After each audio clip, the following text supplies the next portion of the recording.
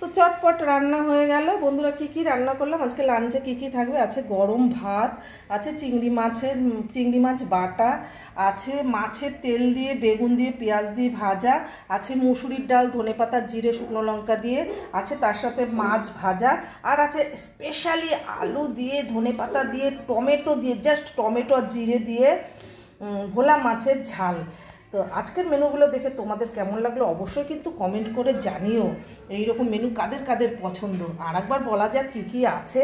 আছে বেগুন দিয়ে পেঁয়াজ দিয়ে মাছের তেল ভাজা, আছে চিংড়ি মাছ বাটা, আছে মুসুরির ডাল ধনেপাতা দিয়ে জিরে শুকনো লঙ্কা ফোড়ন দিয়ে তার সাথে মাছ ভাজা, আছে ভোলা মাছের আলু দিয়ে ধনেপাতা দিয়ে পেঁয়াজ টমেটো বেশি করে দিয়ে ভোলা মাছের ঝাল। আর এই রকম মেনু যদি ভালো লাগে কমেন্ট করে কিন্তু অবশ্যই জানিও কাদের কাদের এইরকম মেনু পছন্দ। আর যারা যারা খাবে চলে এসো একসাথে বসে দুপুরে লাঞ্চটা করা যাক, ঠিক আছে? মাছের কালারটা কিন্তু সেই হয়েছে।